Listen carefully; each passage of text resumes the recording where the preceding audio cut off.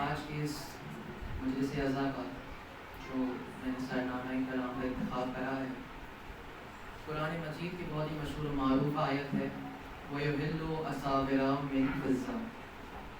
نام سے پتہ لگ گیا ہوگا کہ آج کس کا ذکر ہے، آیت سے پتہ لگ گیا ہوگا کہ آج کس کا ذکر ہونے والا ہے۔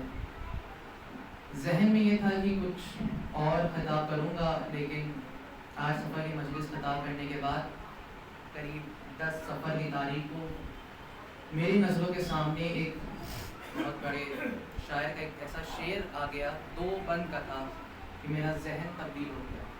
میں نے سوچا کہ اب اس موضوع پہ کوشش کروں خطاب کرنے کی، کہ انہوں نے اس شعر میں کہا تھا کہ اے فاطمہ، آپ کے گھر کے بڑے شان کے خادم خدمت تو بہت کرتے ہیں، اجرت نہیں لیتے، کہ ایسے ایسے غلام، ایسے ایسی کنیزیں ان کے گھر میں تھی۔ انہی کی مناسبت سے آج کی مجلس ہوگی، ذہن میری طرف ہے، توجہ میری طرف رہے۔ اور یہاں پہ یہ ہے کہ گھر کا غلام بتا دیتا ہے کہ مالک کیسا ہوگا، گھر کی کنیز بتا دیتی ہے کہ گھر کی مالکہ کیسی ہوگی۔ تو آج اسی سے، اور جس قرآن کی آیت کا میں نے انتخاب کرا ہے، اس میں خداوند عالم ارشاد فرما رہا ہے، وَيُحِلُّ أَصَابِرَ مِنْ فِضَّةٍ۔ ترجمہ کرنے لگا ہوں، ایک لفظ کا ترجمہ میں چھوڑ دوں گا، اس کا ترجمہ آپ پہ ہے۔ خداوند عالم فرما رہا ہے قرآن مجید میں کہ وہ لوگ جو جنت میں جائیں گے، جنت میں داخل ہونے سے پہلے جو لباس ان کو ملے گا، اب میں ترجمہ نہیں کر رہا اس لفظ کا، وہی جملہ یہیں پہ رکھ رہا ہوں کہ وہ لوگ جو جنت میں جائیں گے، جنت میں داخل ہونے سے پہلے جو لباس پہنیں گے وہ لباس فضہ کا ہوگا۔ جملہ آپ کے حوالے کر دیا میں نے۔ اہل جناح میں داخل ہونے سے پہلے جو لباس پہنیں گے وہ فضہ کا لباس ہوگا۔ اب یہاں پہ گھر میں بھی قرآن ہے، سامنے مسجد ہے وہاں پہ بھی قرآن ہے. قرآن اٹھا کے دیکھیے خداوند عالم نے ایک الفاظ کو، ایک لفظ کو الگ الگ جگہ استعمال کرا ہے، کئی بار استعمال کرا ہے، لیکن وہ جو موقع کی نزاکت کو دیکھتے ہوئے، موقع کی حالات کو دیکھتے ہوئے اس کے معنی تبدیل کر دیے ہیں.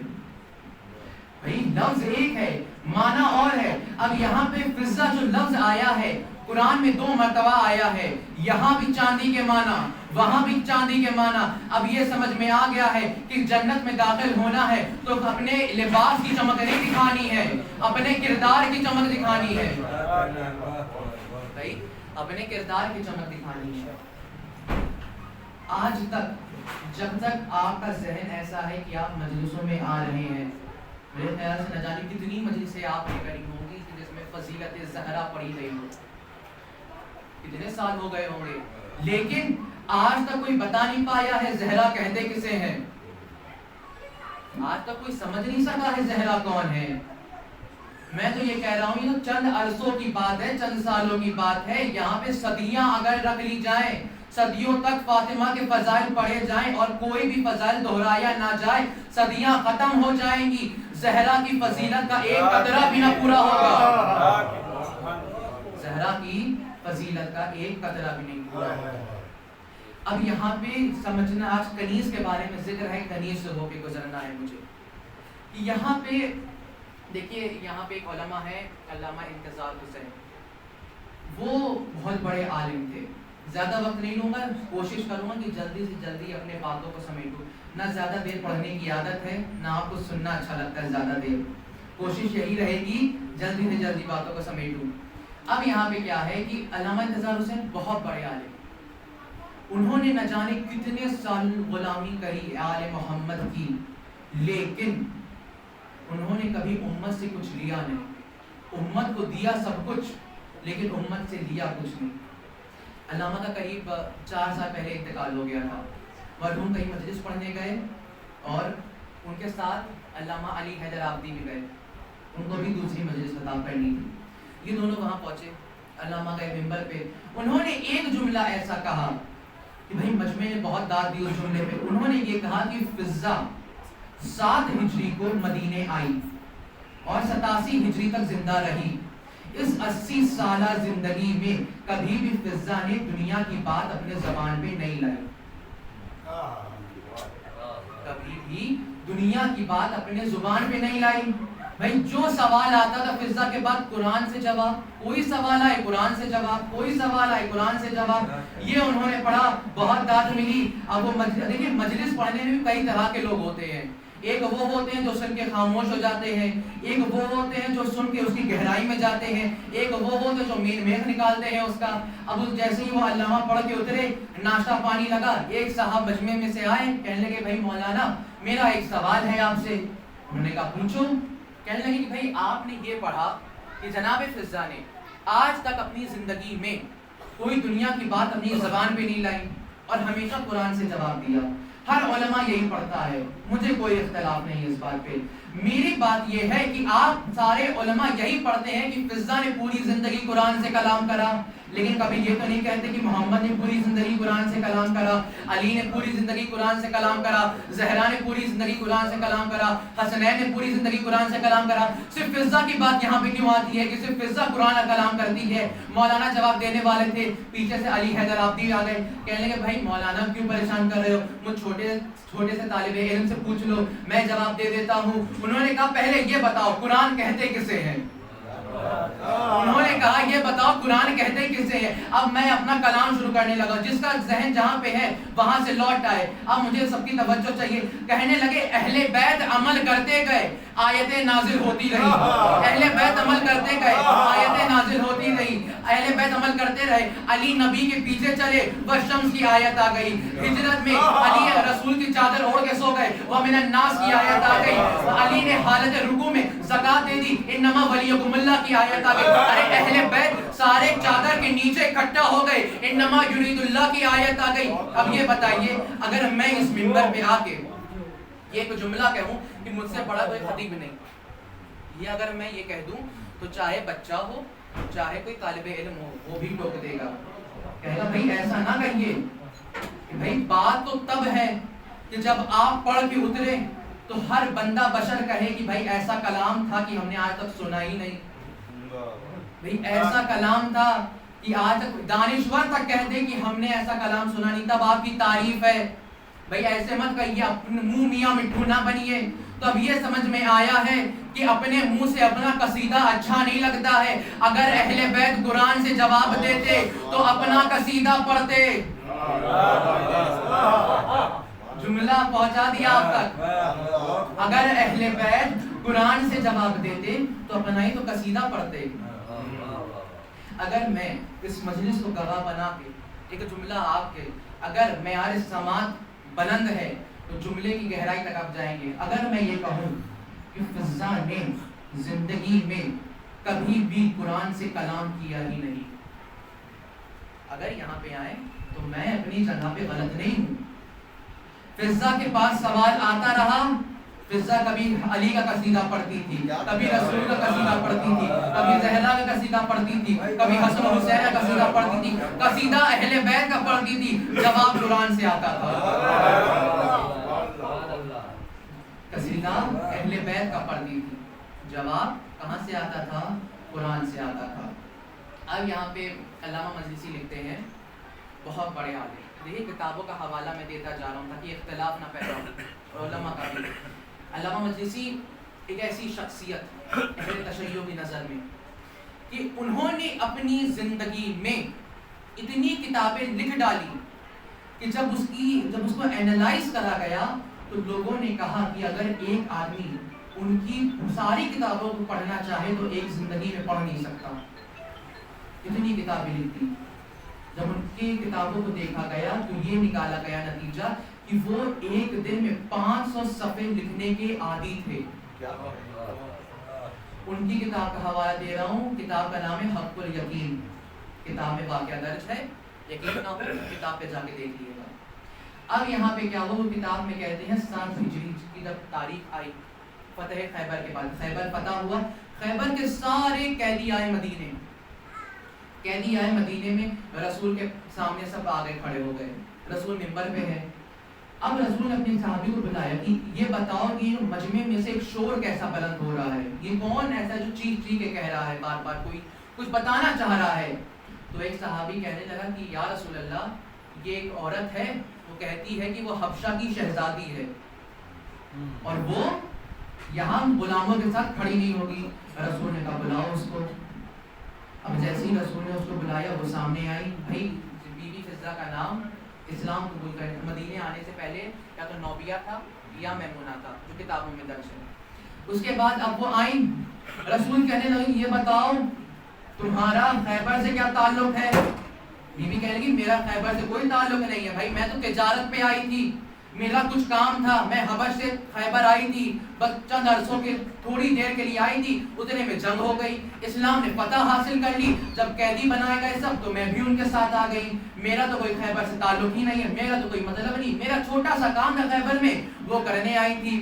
رسول نے کہا تم ہو کون اور تم چاہتی کیا ہو؟ کہنے لگی میں حبش کی شہزادی ہوں، میں نہیں چاہتی کہ مجھے غلاموں اور کنیزوں کے ساتھ کھڑا کرایا جائے، مجھے الگ کھڑا کرایا جائے۔ رسول کہنے لگے تمہارا خیبر سے کوئی تعلق نہیں ہے، تم حبش کی شہزادی ہو، جاؤ میں نے تمہیں آزاد کر دیا۔ کہنے لگی یا رسول اللہ آپ سمجھے نہیں، میں بس اتنا چاہتی ہوں کہ میں غلام اور کنیزوں کے ساتھ کھڑی نہ ہوں۔ رسول کہتے ہیں میں نے آزاد کر دیا، چلی جا۔ کہنے لگی کہ میں چاہتی ہوں کہ مجھے کنیزوں اور غلاموں کے ساتھ کھڑا نہ کرا جائے۔ رسول کہنے لگے کیا چاہتی ہو؟ کہنے لگی میں شہزادی تھی، ہوں اور رہوں گی، بس اتنا چاہتی ہوں کہ آپ اپنی غلامی میں لے لیے، کہ آپ مجھے اپنی غلامی میں لے لیے، اپنی کنیز بنا لیے۔ رسول کہنے لگے اسلام میں کسی کو غلام نہیں بنایا جاتا، کسی کو کنیز نہیں بنایا جاتا، میں نہیں بنا سکتا۔ تو بھائی بی بی فضہ کہنے لگی بھائی آپ نہ سمجھے، میں تو اپنے آپ کو آپ کو غلام سمجھ سکتی ہوں۔ رسول نے کہا ٹھیک ہے، بھائی کسی کے ذہن کو تو آدمی روک نہیں سکتا نا، وہ سوچے۔ اب یہاں پہ دیکھیے جب بات نکلتی ہے، واقعات نکلتے ہیں، تو اسلام کی کئی پرانی جو پرت ہے وہ نکلتی رہتی ہے، واقعات پہ واقعے نکلتے رہتے ہیں۔ اب یہاں پہ اگر آپ تھوڑے دن پہلے جائیے، ذہن میں آپ کو پیچھے لے جا رہا ہوں. پیچھے کیا ہوا؟ ایک وقت ایسا آیا کہ رسول کی بیٹی کے ہاتھوں میں چھالے پڑ گئے. وہ شہزادی جس کے پاؤں کے نیچے جنت کے سرداروں کی جنت ہو، اس کے ہاتھوں میں چھالے پڑے. بی بی آئی ابو الحسن کے پاس، ہاتھوں پہ دکھایا. ابو الحسن نے کہا کہ بی بی اس کا علاج آپ کے بابا بتائیں گے، میں نہیں کر سکتا اس میں کچھ. بی بی آئی اپنے بابا کے پاس، مولا علی ساتھ میں آئے. رسول نے دور سے بی بی کے ہاتھوں کو دیکھا، سمجھ گئے کہ میری بیٹی کیا چاہتی ہے. آئی بی بی، سلام کرا، سلام کو تحفہ رسول نے قبول کرا. پھر بی بی نے کہا بابا میرے ہاتھوں کو دیکھیے، چھالے پڑ چکے ہیں، ایک کنیز کی ضرورت ہے. رسول کہتے ہیں اگر کنیز سے بڑا تحفہ دوں تو؟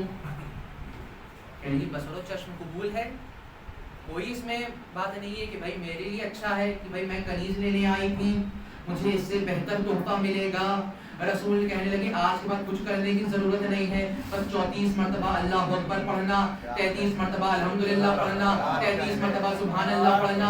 ایک خطیب کا بڑا پیارا جملہ ہے، کہتے ہیں کہ وراثت رسول 2 حصوں میں بٹی ہے. ایک حصہ زوجہ کی طرف گیا ہے، ایک حصہ بیٹی کی طرف گیا ہے. زوجہ کو وراثت میں اونٹ ملا تھا، بیٹی کو وراثت میں تسبیح ملی تھی، اور کوئی عام تسبیح نہیں ملی تھی، ایسی تسبیح تھی کہ جس کو اگر ہاتھوں میں گردش دے دی جائے تو اللہ کا ارادہ پتہ چل جاتا ہے. ایسی تسبیح ہے کہ ہاتھوں میں اگر گردش کر دی جائے تو اللہ کا ارادہ سمجھ میں پتہ چل جاتا ہے. اب وہاں پہ 7 ہجری میں یہ تو واقعہ ہو گیا. بی بی خوش ہو کے اپنے گھر چلی گئی کہ بابا نے مجھے اس سے اچھا تحفہ دیا ہے. کیا مرتبہ ہے تسبیح فاطمہ زہرا کا. اب یہاں پہ 7 ہجری آئی، بی بی فضہ کو لے کے رسول مدینے میں آئے. جیسے ہی آئے بی بی زہرا کو بلایا، کہا فاطمہ فضہ کو اپنے ساتھ لے جاؤ. اب یہاں پہ بڑے آرام سے میں یہ جملہ کہہ رہا ہوں، اکیلے میں جا کے سوچئے گا، اس پہ اپنا ذہن دوڑائیے گا کہ جو تسبیح زہرا کا مرتبہ تھا اور فضہ کا مرتبہ برابر، کوئی فرق نہیں تھا. اب یہاں پہ یہ بتائیے شہزادی کہاں کی تھی؟ حبش کی. زبان کہاں کی بولتی تھی؟ حبش کی. رہنے والی حبش کی. ایک دن میں کیا ایسا ہو گیا کہ فصیح و بلیغ عربی بھی بولنے لگی، قرآن سے کلام بھی کرنے لگی، قرآن کی ساری آیتیں یاد ہو گئی؟ کیا ہو گیا ایسا ایک دن میں؟ ایسا جوہر کہاں سے پیدا ہو گیا ان کے اندر؟ تو علامہ مجلسی اپنی کتاب میں لکھتے ہیں کہ کئی سالوں تک لوگوں نے اس پہ کوئی فکر نہیں کرا کہ بھئی کہاں سے یہ جوہر پیدا ہوا، کہاں سے یہ معجزات آئے ان کے پاس، بھئی کیا ان کے نام میں فضیلت ہے تو یہ معجزات. اب یہاں پہ وہ ایک واقعہ لکھتے ہیں، ہمارے چھٹے امام کے دور کا امام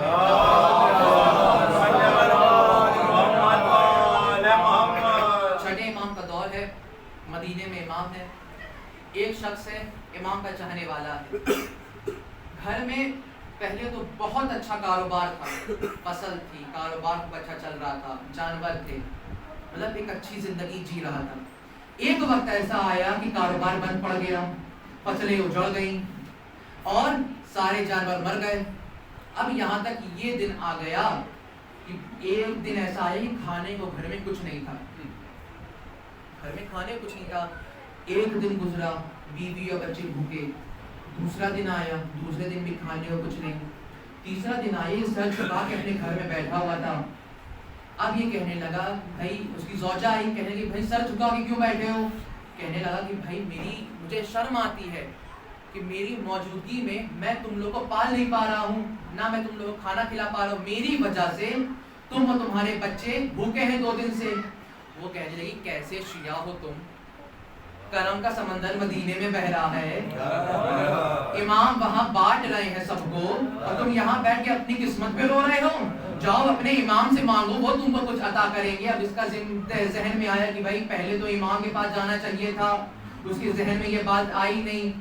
وہ اسی وقت مدینے کے میں آیا، امام کے پاس آیا. جیسے ہی گھسا مسجد میں، دیکھا مسجد سجی ہوئی ہے، مجمع بیٹھا ہوا ہے، امام منبر پہ ہے. یہ گیا، اس نے امام کو سلام کرا، یہ گیا، اس نے امام کو سلام کرا، امام کو سلام کرا.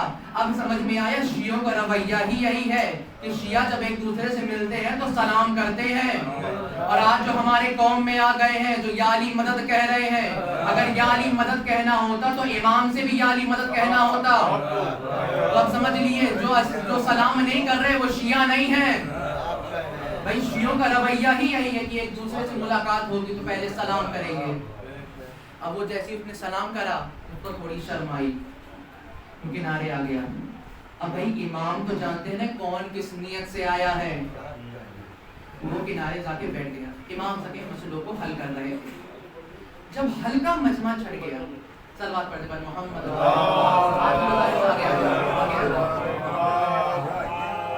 ایک اور صلوات پڑھتے پر محمد۔ اب یہاں پہ وہ آگے کنارے بیٹھا، امام سب کے مسئلوں کو حل کر رہے ہیں۔ جب مجمع ہلکا کم ہوا، ابھی مجمع ہے مسجد میں، امام اسے جب مخاطب ہوئے کہنے لگے کس بات سے آئے ہو؟ تم بتا رہے ہو کہ میں بتاؤں؟ امام کہنے لگے کہ میں چاہتا ہوں کہ تم اپنی زبان سے مجھے بتاؤ کہ تم کیا چاہتے ہو۔ وہ آیا امام کے پاس ہاتھ جوڑنے کے لیے، ہاتھ جوڑ کے آیا، کہنے لگا امام مجھے بہت شرم آ رہی تھی کہ غیروں کے سامنے میں ہاتھ کیسے پھیلاؤں۔ اب یہاں پہ یہی تو ہوتا ہے کہ شیعہ وہی ہوتا ہے جو اپنے امام کے علاوہ غیروں کے سامنے ہاتھ نہ پھیلائے۔ بھائی ہمارے پاس امام ہے، اگر ہماری جائز حاجات ہیں، اگر ہم مانگیں گے تو وہ عطا کریں گے۔ بھائی وہ عطا کرنا نہیں بھولے ہیں، ہم مانگنا بھول گئے ہیں۔ اب یہاں پہ وہ آیا، کہنے لگا امام میری غیرت نے گوارا نہیں کرا کہ میں سب کے سامنے آ کے سامنے درخواست پیش کروں، بس میں یہ چاہتا ہوں کہ مجھے آپ تھوڑا سا کھانا دے دے، تھوڑا سا رزق مجھے دے دے تاکہ میں گھر جا کے اپنی بیوی بچوں کو کھلا دوں۔ اب یہاں پہ امام کیا کہتا ہے، اگر ایمانداری سے بتائے گا امام کیا کہتے ہیں، بھائی ہم سے کیوں مانگ رہے ہو، اس سے مانگو، وہ رزاق ہے، وہ عطا کرنے والا ہے، وہ رزق دینے والا ہے، اس سے دعا کرو، وہ تمہارے رزق میں اضافہ کرے گا، اس سے مانگو، مجھ سے کیوں مانگ رہے ہو۔ امام کا یہ نہ کہنا بتا دیتا ہے کہ رزاق وہ ہے، تقسیم آل محمد کرتے ہیں، دیتا وہ ہے، تقسیم آل محمد کرتے ہیں۔ تو اب سمجھ لیجیے گا جو ان کو اللہ بنا دے وہ بھی کافر ہے، اور جو ان کو اپنے جیسا سمجھ لے وہ بھی کافر ہے۔ اب یہاں پہ آگے پڑھتے ہیں، جیسے ہی یہ ہوا کہنے لگا کہ امام بس 2 وقت کی روٹی دے دی، 2 دن ہو گئے میرے گھر میں کھانا نہیں پکا ہے، میرے بیوی بچے مرنے کی کگار پہ ہے، اگر تھوڑا سا کھانا مل جائے ان کی جان بچ سکتی ہے۔ اور جیسے ہی کہا تو امام یہ کہتے نا کہ چلو میں دسترخوان لگوا رہا ہوں، پیٹ بھر کے کھا لو، سیراب ہو جاؤ، جھولی بھر کے لے جاؤ اپنے بیوی بچوں کے لیے۔ بھائی سخیوں کا یہی تو کام ہے، لیکن امام سخی نہیں ہے، جواد ہے۔ جواد وہ ہوتا ہے جو جتنا مانگا جائے اس سے زیادہ عطا کرے۔ اب جیسے یہ کہا، امام نے کہا جاؤ مسجد کے در پہ، میری نالین پڑی ہے، لے جاؤ، میری نالین کو لے جاؤ اپنے ساتھ۔ اب جیسے ہی اس نے کہا، امام نے کہا کہ میری نالین کو لے جاؤ، اب اس کے چہرے پہ خوشی آئی۔ بھائی دیکھیں اگر ہمارے اور آپ کی طرح کمزور عقیدے والا ہوتا نا تو کہہ دیتا کہ بھائی میں کھانا لینے آیا تھا، جوتا دے دیا مجھے، لیکن وہ پکا شیعہ تھا، وہ جانتا ہے کہ جتنا مانگا ہے اس سے کئی زیادہ ملا ہے۔ اب وہ جیسے ہی آیا، جو چپل وہ اتار کے آیا تھا اس کو کنارے پھینکا، ننگے پاؤں آیا، اپنے سر سے امامہ اتارا، فوراً مولا کی نالین اپنے سر پہ رکھی، مولا کی جوتے اپنے سر پہ رکھے اور مسجد سے باہر چلا گیا۔ ایک درس ہمیں دے کے گیا ہے کہ جب بھی تبرکات امام کے پاس جاؤ تو ہمیشہ ننگے پاؤں جاؤ، کیونکہ آج بہت لوگوں کو دیکھا ہے تابوت جا رہا ہے، علم جا رہا ہے، چپل پہن کے چوم رہے ہیں۔ اس بات پہ غور و فکر کریے گا کہ احترام ضروری ہے، وہ اس زمانے میں ہمیں احترام بتا کے چلا گیا، وہ نالین لے کے نکل گیا۔ اب لوگوں کے چہرے پہ سوال آیا کہ بھائی لینے آیا تھا کھانا، امام نے دیا اپنا جوتا، نہ اس نے کچھ کہا نہ امام نے کچھ کہا۔ اب سب کے چہرے پہ یہ سوال آیا، امام نے سب کے چہرے پہ سوال پڑھا، سوال پڑھنے کے بعد ایک کو کھڑا کرا، کہا کیا ہے تمہارا سوال؟ کہنے لگے مولا اے فرزند رسول، بھائی وہ آیا تھا رزق لینے، کھانا لینے، آپ نے اس کو اپنی جوتی دے دی، اس میں کیا اس کا فائدہ ہوا, اس کو اس میں کیا دولت مل جائے گی. امام کہنے لگے میں نے اتنا دے دیا ہے کہ اگر اس کی 7 نسلیں دونوں ہاتھوں سے لٹائیں گی تو نسلیں ختم ہو جائیں گی, دولت ختم نہیں ہوگی.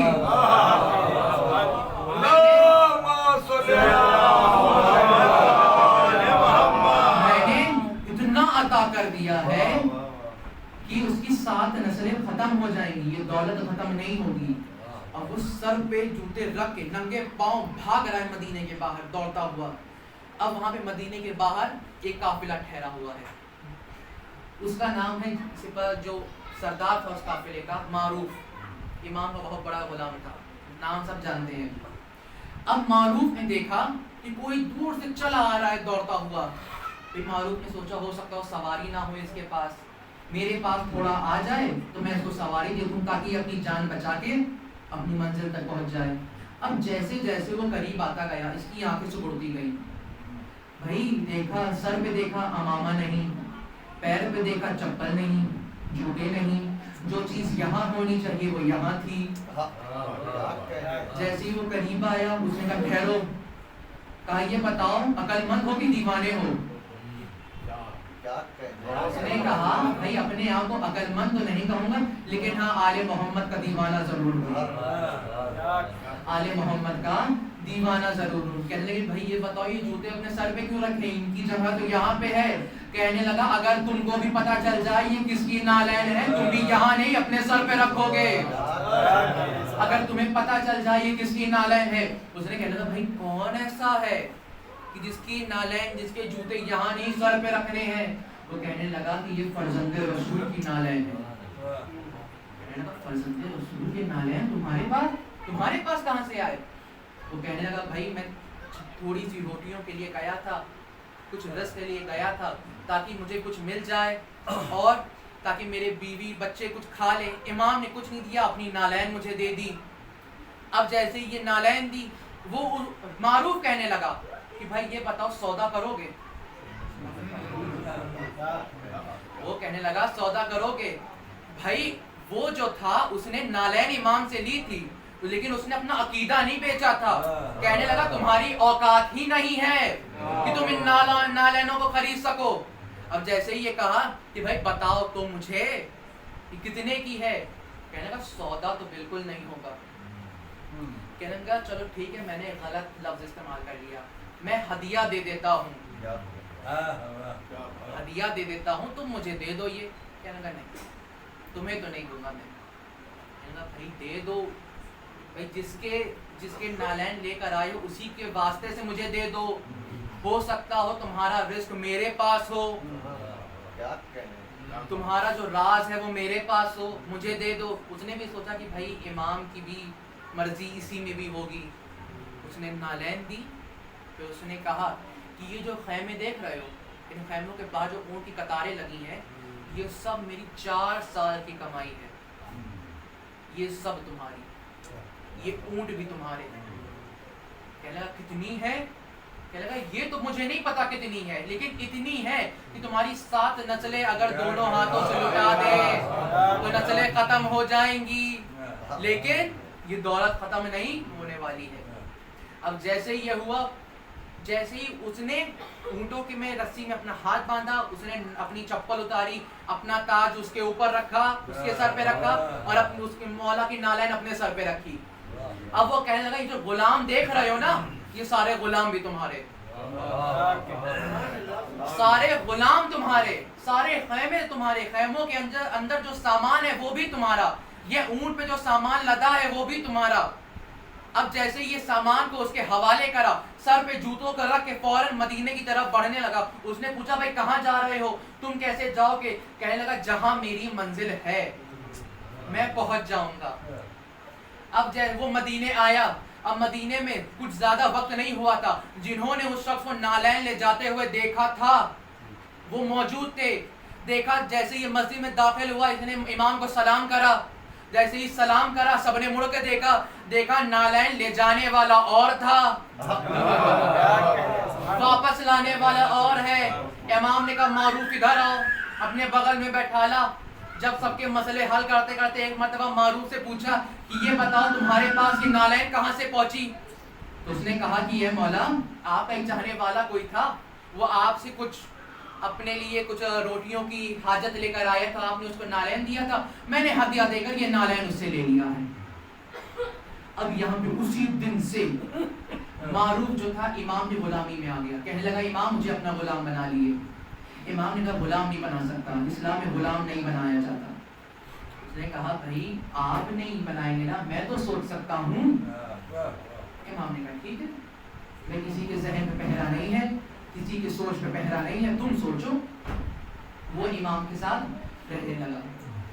اب سوچیے امام کا ہر کام معروف کرتے تھے، مصلی بچھانا، مصلی اٹھانا، بستر بچھانا، بستر اٹھانا، وضو کا پانی لانا، غسل کا پانی لانا، سواری لانا، اپنے لباس لانا، سب امام کا جو کام تھا وہ معروف کرتے تھا۔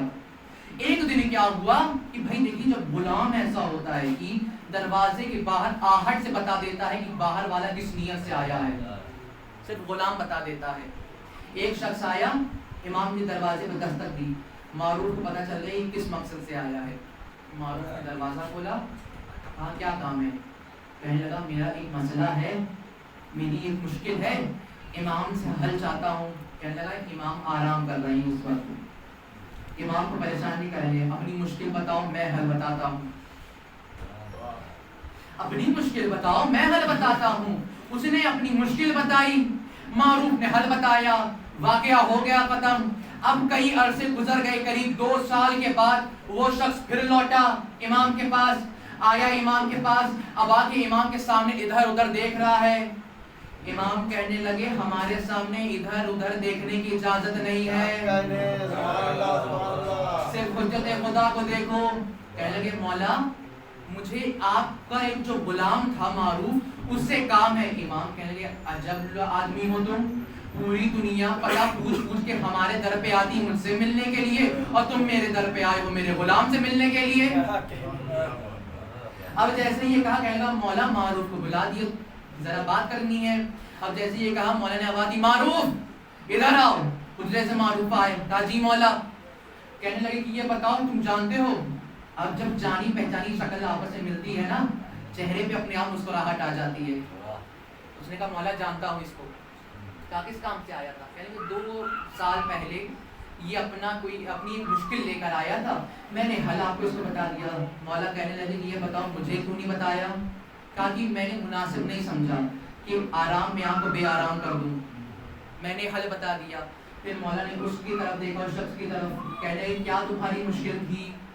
کہنے لگا مولا میرا جو گھر ہے دریا کے اس پار ہے، اور جو کشتی تھی وہ جا چکی تھی، اور مجھے تیرنا آتا نہیں تھا، میں حل لینے کے لیے آیا تھا، معروف نے مجھے حل دے دیا تھا۔ وہ حل بتاتا کہ امام معروف کی طرف گھومے، معروف سے پوچھنے لگی معروف کیا حل بتایا؟ کہنے لگے مولا حل یہ بتایا کہ میرا نام لیتے جاؤ، دریا پار ہو جائے گی۔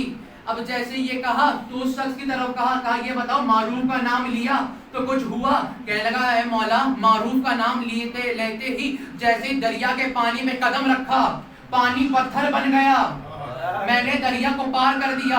امام نے پھر معروف سے پوچھا کہ یہ بتاؤ تم نے اپنا نام بتا دیا، تم چاہتے میرے دادا علی کا نام بتا سکتے تھے، میرے رسول کا نام بتا سکتے تھے، میرا نام بتا سکتے تھے، تم اللہ کا نام بتا سکتے تھے، تم نے اپنا نام کیوں بتایا؟ اب توجہ رہے سب کی میرے ساتھ، تم نے اپنا نام کیوں بتایا؟ اب جیسے یہ کہنا تھا معروف نے ہاتھوں کو جوڑا، کہنے کہ مولا اگر معذرت نہ ہو کچھ سوال کروں آپ سے۔ مولا نے کہا پوچھو۔ کہنے کہ مولا یہ بتائیے آپ کے وضو کا پانی کون لاتا ہے؟ کہا یہ بتائیے آپ کے غسل کا پانی کون لاتا ہے؟ کہا تو مجھے یہ بتائیے آپ کا مصلی کون بچھاتا ہے؟ کہا تو یہ بتائیے مصلی سمیٹتا کون ہے؟ کہا تو مجھے یہ بتائیے آپ کی سواری کون لاتا ہے؟ کہا تو مجھے یہ بتائیے آپ کا بستر کون بچھاتا ہے؟ کہا تو بچھاتا ہے۔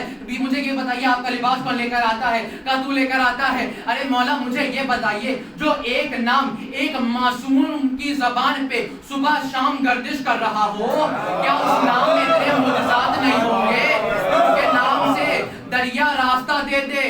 اب یہاں پہ یہ معروف کی فضیلت تھی کہ ایک معصوم نام لے رہا تھا۔ اب جوہر فضہ پہ جائیے، فضہ کا نام کبھی محمد لیتے تھے، کبھی علی لیتے تھے، کبھی زہرا لیتی تھی، کبھی حسن لیتے تھے، کبھی حسین لیتے تھے، کبھی تو فضہ کے اندر اتنے کمالات آئے۔ کہ وہاں ایک معصوم لے رہا تھا، یہاں پہ 6 معصوم، چوتھے امام، پانچویں امام، سب فضا کا نام لیتے جاتے تھے کہ بھائی ایک نام میں اتنے معجزات ہیں، ایک معصوم صرف لے رہا ہے، یہاں تو 6 کے 6 معصوم، 6 نہیں 7 معصوم، بلکہ 7 کے 7 معصوم نام لے رہے ہیں، کچھ تو کمال ہوگا نا نام میں۔ اب یہاں پہ بات آئی کہ یہ ہوا کہ بھائی جوہر فضا اس کتاب سے مکمل ہو گیا کہ ایسے جوہر پیدا ہوا فضا کے اندر، ایسے معجزات پیدا ہوئے فضا کے اندر۔ اب مجھے یہ بتائیے کہ اہل سنت کی طرف سے اس پہ وہ آبجیکشن کہنے لگی بھائی آپ کے گھر کی کتاب، آپ کے گھر کا عالم، آپ کی پبلک میں پڑھا گیا، مجمع نے سن لیا، بھائی ہماری کتابوں میں تو دلیل ہے نہیں، ہمیں کیسے بتائیں گے آپ کی جوہر فضا کیا ہے؟ تو اب علماء کھڑے ہوئے، علماء نے کتابوں کا حوالہ دینا شروع کیا۔ انہوں نے کہا، انہوں نے نام لیا ایک بہت بڑے اہل سنت صحابہ، جو اہل سنت کی نظر بہت بڑے صحابہ، ابو ہریرہ رضی اللہ تعالی عنہ۔ کسی کی توہین تو نہیں کرنی نا، احترام کرنا ہے نا۔ ابو ہریرہ ایسے صحابی کہ جن کے قدموں تک صحابیت نہیں آئی۔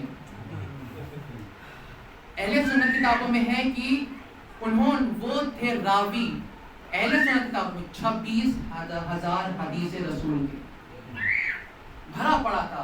قال رسول اللہ، میں نے رسول سے سنا، میں نے یہ سنا، رسول نے مجھ سے یہ فرمایا، رسول نے دوسروں سے یہ فرمایا۔ 26,000 اہل سنت کتابوں میں تھا۔ اہل تشیع میں 8 سے 10,000 حدیثیں ابو ہریرہ جن کے راوی ہیں۔ اب یہاں پہ مجھے یہ بتائیے ابو ہریرہ کتنے وقت تک رسول کے ساتھ تھے جو 26,000 حدیثیں یاد ہو گئیں؟ بھئی فتح مکہ پہ اسلام قبول کرا، اس کے بعد 18 مہینے رسول زندہ رہے، 18 مہینے ابو ہریرہ رسول کے ساتھ رہے۔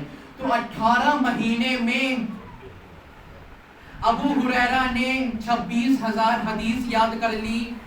اب تم کہتے ہو کہ فضا نے کیسے قرآن کی آیتیں نازل یاد کری؟ بھائی قرآن کی آیتیں صرف 6,000 سے 6,500 ہیں، انہوں نے تو 18 مہینے میں صرف رسول کے ساتھ رہے اور 26,000 حدیثیں یاد ہو گئیں۔ فضا تو 4 سال 2 مہینہ رسول کے ساتھ، 4 سال 6 مہینہ 15 دن زہرا کے ساتھ، 33 سال علی کے ساتھ، 43 سال حسن کے ساتھ، اور 43 سال حسین کے ساتھ، اور 49 سال زین العابدین کے ساتھ، 27 سال محمد باقر کے ساتھ۔ اتنے سال معصوموں کے ساتھ نہیں۔ بھئی آپ ہی کیلکولیٹ کر لیے گا، امام کی ولادت سے لے کر امام کی شہادت تک، معصوم کی ولادت سے لے کر معصوم کی شہادت تک، اور بی بی فضا کا مدینے میں آنا کیلکولیٹ کر لیے گا، پھر جوڑ لیے گا۔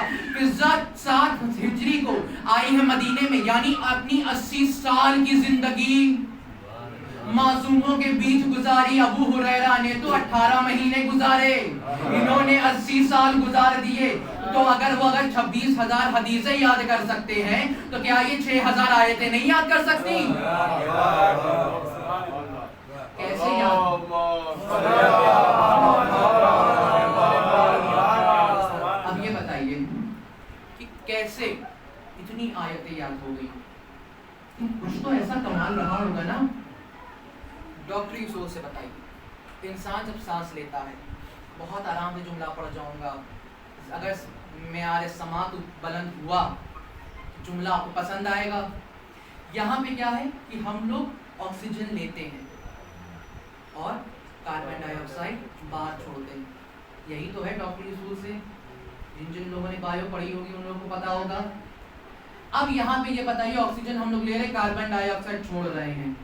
اب یہ وہاں پہ فضا ہے 24 گھنٹے علی کے گھر پہ، اہل بیت جو سانس چھوڑتے تھے، جملہ کہہ دیا میں نے، اہل بیت جو سانس چھوڑتے تھے، فضا ان سانسوں کو لیتی تھی، تب فضا کے اندر ایسا جوہر پیدا ہوا ہے، اور کوئی چھوٹا موٹا جوہر نہیں۔ اب یہاں پہ دیکھیے تکرار بھی بہت ہوتی، بس ختم کر رہا ہوں اپنی بات کو، زیادہ وقت ہو رہا ہے، اپنے آخری مرحلے پہ جا رہا ہوں کہ دیکھیے غلاموں میں اگر دیکھا جائے تو غلام میں مردوں میں نام آتا ہے جناب سلمان کا،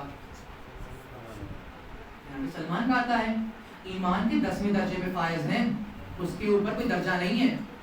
ادھر کنیزوں میں آتا ہے بی بی فضہ کا نام، اہل سنت کتابوں نے بھی لکھا، اہل تشیع کتابوں نے بھی لکھا کہ دونوں میں بہت اختلاف بیچ بیچ میں ہوتے رہتے تھے، نوک جھوک ہوتی رہتی تھی، لیکن نوک جھوک سے یہ نہیں کسی کا معیار کم ہے، وہ بات پہ بات نکلتی تھی۔ اب یہاں پہ کیا، جناب سلمان کا ان کا ایک عقیدہ تھا، ان کی داڑھی تھی لمبی سفید، وہ ہمیشہ نماز کے بعد آتے تھے در علی پہ اور اپنی داڑھی سے جھاڑو لگاتے تھے، یہ تھا جناب سلمان کا عقیدہ۔ ایک مرتبہ جناب سلمان آئے، جناب فضہ گھر کے اندر تھی، کہنے لگے کہ اے فضہ میں تم کو جنت کی بشارت دیتا ہوں، میں تم کو جنت کی بشارت دیتا ہوں۔ جناب فضہ کہنے لگی تمہاری جنت تم کو مبارک، بشارت اس کو دو جو جنت میں نہیں رہتی ہو، میں تو پہلے ہی سے جنت میں رہتی ہوں، میں تو پہلے ہی سے جنت میں رہتی ہوں۔ یہ ایک واقعہ ہوا۔ دوسرا واقعہ پھر کیا ہوا کہ پھر جناب سلمان آئے، کہنے لگے کہ فضہ یہ بتاؤ مولا کہاں ہے، مولا علی کہاں پہ ہیں؟ کہنے لگے آسمان میں گئے ہیں آسمان والوں کو رزق بانٹنے کے لیے۔ ابھی جناب سلمان کو تو کوئی کھانا تھا نہیں، کوئی ان کا مطلب زوجہ تھی نہیں کہ گھر جاتے، آئے مسجد میں واپس، دیکھا مسجد میں مولا سامنے بیٹھے، کہنے لگے کہ مولا آپ نے بھی فضہ کو بہت سر چڑھا لیا ہے، وہ بھی بہت جھوٹ بولنے لگی ہے۔ مولا کہنے لگے کیا جھوٹ بول دیا اس نے؟ کہنے لگے وہ کہنے لگے کہ آپ آسمان میں گئے آسمان والوں کو بانٹنے کے لیے، آپ تو یہی موجود ہیں۔ تو کہنے لگے اس نے غلط کیا کہا؟ کہا جب تم نے پوچھا تو میں وہاں والوں کو بانٹ رہا تھا، اب یہاں والوں کو بانٹ رہا ہوں۔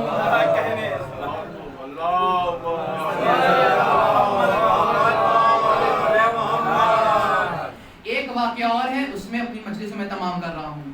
یہاں پہ کیا ہوا کہ جناب سلمان گزر رہے تھے، سامنے سے جناب فضہ، جناب سلمان نے کہا السلام علیکم، اے میری بہن فضہ تم پہ سلام ہو۔ فضہ نے جواب دیا علیکم السلام، بھائی تم پہ بھی سلام ہو اور تمہارے علم میں اضافہ ہو، تمہاری معرفت میں اضافہ ہو۔ جیسے یہ جناب فضہ نے کہا بھائی، وہاں تو جناب سلمان کے اندر آگ لگ گئی، بھائی میں ایمان کے 10ویں درجے پہ ہوں، 10ویں درجے سے بلند کوئی درجہ نہیں ہے، اور یہ مجھ سے کہہ رہی میرے علم میں اضافہ ہو جائے، میری معرفت میں اضافہ ہو جائے، کیا اس سے بلند بھی کوئی درجہ ہے؟ کہنے لگے کہ یہ فضہ تم نے کیا کہا؟ کہنے لگی یہی تو کہا کہ سلام ہو تم پر اور تمہارے علم میں اضافہ ہو، تمہاری معرفت میں اضافہ ہو۔ کہنے لگی اب کتنا درجہ میرا بلند ہوگا؟ کہ بھائی میں ایمان کے 10ویں درجے پہ ہوں۔ کہنے لگی معراج نہیں جانتے ہو؟ کہنے لگے جانتا ہوں۔ کہنے لگی معراج میں کیا ہوا تھا؟ کہا اللہ نے رسول کو بلایا تھا۔ کہا رسول کہاں تک گئے تھے؟ کہا دہلیز کے اس پار تک گئے تھے۔ کہا اب اپنی حیثیت دیکھو، تم دہلیز کے اس پار رہتے ہو، میں دہلیز کے اس پار۔ تمہاری حیثیت اتنی ہی ہے کہ تم اس پار رہ سکتے ہو، میں 24 گھنٹے پورے دن پورے سال دہلیز کے اس پار رہتی ہوں۔ یہ ہے عظمت فضہ۔ اب یہاں پہ دیکھیے جن کے گھر کے غلام ایسے ہوں، ان کے گھر کے مالک کیسے ہوں گے؟ یہی تو ہے، اسی کے بنا پر جو تھا فضائل، فضیلت، علم، اسی کی وجہ تو دشمنی شروع ہوئی تھی اہل بیت سے۔ یہ دشمنی کے لیے اور کیا تھا؟ اہل بیت پر دولت تو تھی نہیں، لیکن اگر چاہتے تو اگر جو ہاتھ دھولے تو جواہرات بہنے لگے۔ کیا دشمنی تھی؟ صرف شجاعت پہ، علم پہ، ان سب چیزوں پہ تھی اور معجزات پہ تھی، اور یہی دشمنی بڑھتی رہی بڑھتی رہی۔ رسول سے دشمنی ہوئی لوگوں کو، لیکن رسول کے سامنے کوئی آیا نہیں۔ پھر علی سے وہی دشمنی نکالی گئی، حسن سے دشمنی، زہرا سے، پھر ایک وقت آیا کہ کربلا کے میدان میں دشمنی پہنچ گئی کہ ولید کے دربار سے دشمنی آ گئی کربلا کے میدان میں۔ اب یہاں پہ مجھے جو حکم دیا گیا ہے مصائب کا، آج 6 مہینے کے 6 ماہی کا جھولا ہے، مجھے کہا گیا ہے کہ اس 6 مہینے کے باب الحوائج کے چند مسائل کے جملے، اس کے بعد مجلس تمام۔ کہ تاریخ میں لکھا ہے کہ امام حسین علیہ السلام اور جناب علی اصغر کی قبر ایک ہے، ایک قبر ہے۔ علامہ لکھتے ہیں کہ جب ہم 2009 میں پہلی مرتبہ کربلا گئے تو میں نے زری کے اندر دیکھا وہاں ایک ہی قبر تھی۔ بھائی میں نے وہاں کے خادم سے پوچھا کہ بھائی دوسری قبر کہاں ہے، اینا علی اصغرا؟ تو اس نے کہا کہ علی اصغر اپنے باپ کے سینے پہ سو رہا، آج تک اپنے بابا کے سینے پہ ہے علی اصغر، ان کے بابا کا سینہ ہی علی اصغر کی قبر بن گئی ہے۔ اب یہاں پہ علی اصغر کون ہے کہ جب حسین نے کربلا کے میدان میں حلمین کی صدا بلند کری تھی، علی اصغر نے اپنے آپ کو جیسے جھولے سے گرایا، ساری بیویوں میں کوہرام مچ گیا کہ بے شیر نے اپنے آپ کو جھولے سے گرا دیا ہے۔ وہ بیویوں میں رباب آئے، اصغر کو اپنی گود میں لیا، بیوی سمجھ گئی ہے اصغر کیا چاہتا ہے۔ اتنے میں حسین آئے، حسین پوچھنے لگے رباب یہ بتاؤ کہ یہ ایسا کوہرام کیوں مچا ہے خیمے میں؟ کہنے لگی کہ اے مولا آپ نے حلمین کی صدا بلند کری ہے، یہاں اصغر نے اپنے آپ کو جھولے سے گرا لیا ہے۔ آج کوئی رونے میں بخل نہیں کرے گا، آج رباب کی اجڑی ہوئی کوب کا پرسہ دینا ہے۔ ارے وہ ماں جائی ماں جس کی ایک بار کوب کربلا میں اجڑی، ایک کوب شام کے زندان میں اجڑی، اس ماں کو آج پرسہ دینا ہے علی اصغر کا۔ اب کہتے ہی مولا نے علی اصغر کو اپنے ہاتھوں میں لیا، سمجھ گئے علی اصغر کیا چاہتے ہیں۔ مولا نے کہا رباب ایک سفید کپڑا لے کر آؤ، سفید کپڑا لے کر آؤ۔ اور جیسے ہی سفید کپڑا بچھایا اس پر علی اصغر کو لٹایا، اب ایسے علی اصغر کو اس کپڑے میں باندھا جیسے کوئی ایک چھوٹے سے بچے کو کفن میں باندھتا ہے۔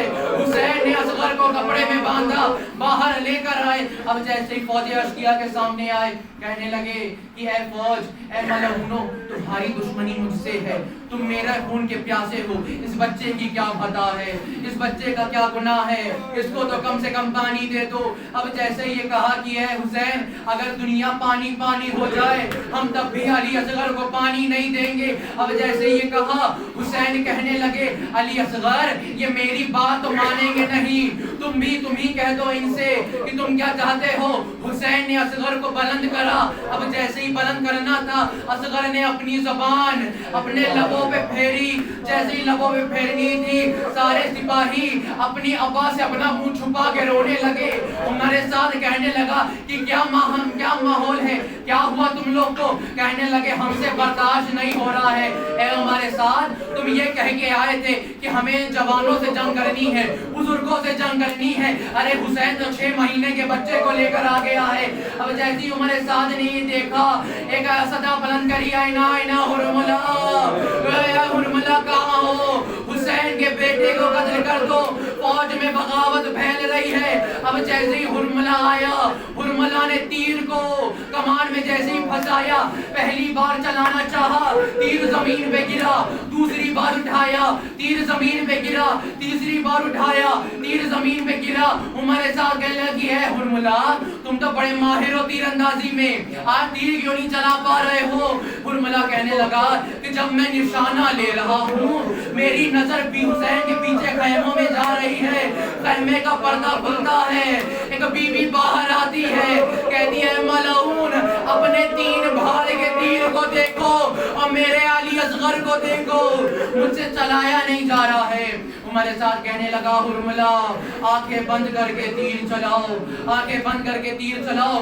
حرملہ نے آنکھوں کو بند کرا، اب جیسے ہی تیر کو چھوڑا ایک تیر علی اصغر کی گردن پہ جا کے لگا، ایک تیر کا سرا علی اصغر کے اس کان سے گیا، اس کان سے نکل آیا، ایک تیر کا سرا حسین کے بازو میں جا کے لگا۔ اب جیسے ہی حسین کے ہاتھ میں اب علی اصغر کے 6 مہینے کا لاشا تھا۔ اب سوچئے اکبر کی لاش حسین نے اٹھائی تو سمجھ میں آتا ہے علی اکبر جوان تھے، اٹھ نہیں پا رہی تھی، یہ 6 مہینے کا جنازہ تھا، حسین لے کے چل نہیں پا رہے تھے 6 مہینے کے لاشے کو۔ حسین اپنے خیمے کی طرف رخ کرا، بار بار 7 مرتبہ آگے گئے، 7 مرتبہ پیچھے گئے، بار بار کہتے گئے انا للہ و انا الیہ راجعون۔ حسین کے ذہن میں تھا کہ کہ ایک ماں جائی ماں ہے اور ایک چھوٹی بہن ہے جو در خیمہ پہ انتظار کر رہی ہے کہ میرا بھائی سیراب ہو کے آئے گا. اب مجھے پورا واقعہ نہیں پڑھنا ہے. حسین خیمے میں اصغر کی لاش کو لے کر آئے, رباب کو دیا, سکینہ کو دیا اصغر کی لاش. حسین نے اصغر کی لاش واپس اپنے ہاتھ پہ لی. ہاتھ میں لینے کے بعد حسین پشت خیمہ میں گئے. جیسے خیمے کے پیچھے گئے حسین نے ذوالفقار کو اٹھایا, ذوالفقار سے اصغر کی قبر کو کھودنا شروع کرا. اب ذوالفقار بھی رونے لگی, کہنے لگی آج یہ دن آ گیا کہ مجھے علی اصغر کی قبر کو کھودنا پڑ رہا ہے. اب ذوالفقار سے اصغر کی قبر کو کھودا. حسین نے اصغر کو قبر میں لٹایا. حسین نے علی اصغر کے پیروں سے مٹی ڈالنا شروع کری. حسین مٹی ڈالنا شروع ڈالتے جاتے ہیں, گریہ کرتے جاتے ہیں, مٹی ڈالتے جاتے ہیں, گریہ کرتے جاتے ہیں. چہرے پہ مٹی خاک ڈالنے سے پہلے حسین نے بہت گریہ کرا, اتنا گریہ کرا کہ حسین غش میں چلے گئے. گریہ کرتے کرتے پھر آنکھ کھلی. حسین نے اصغر کو دفنایا. حسین نے اصغر کو دفنایا. حسین جنگ کے لیے گئے, یہاں تک کہ یہ وقت آیا کہ حسین بھی شہید ہو گئے ہیں. شام غریبہ میں خیمے بھی جل چکے ہیں, ماں بہنوں کے سر سے ردائیں بھی چھین لی گئی ہیں. اب 11 محرم کی وہ تاریخ نمودار ہوئی.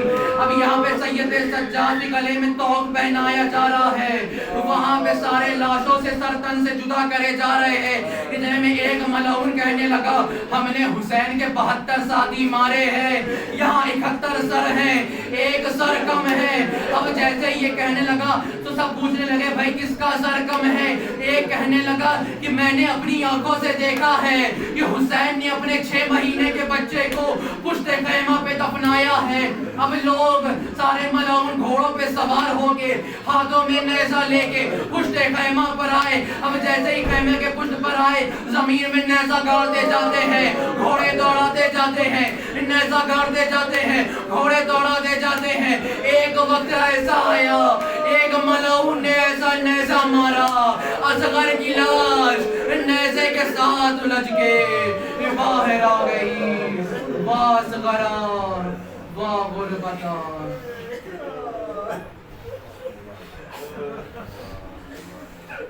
الا لعنت اللہ علی القوم الظالمین. انا للہ و انا الیہ راجعون. بذنب بجزائہ تسلیما بحمدہ. بار الہ ہماری اس چھوٹی سی عزا کو قبول فرما. پروردگار عالم بانیان مجلس, حاضرین مجلس, ذاکرین مجلس کی تمام جائز حاجات کو پورا فرما. پروردگار عالم جو بھی بیمار ہوں ان کو سید سجاد حبیب زہرا کے صدقے میں شفا عطا فرما. پروردگار عالم دعاؤں میں عظیم دعا یہی ہے کہ منتقم خون حسین وارث بطول یوسف الزہرا امام مہدی علیہ السلام کو ضرور میں تعلیم فرما اور ہمیں ہمارے کردار کو اصلاح کر دے کہ امام اپنے غلاموں کو شمار کرے. آپ سب سے سورہ فاتحہ گزارش ہے. سید غضنفر حسین ابن سید مظفر حسین اور سید نجم الحسن ابن سید امیر حسن کی اردو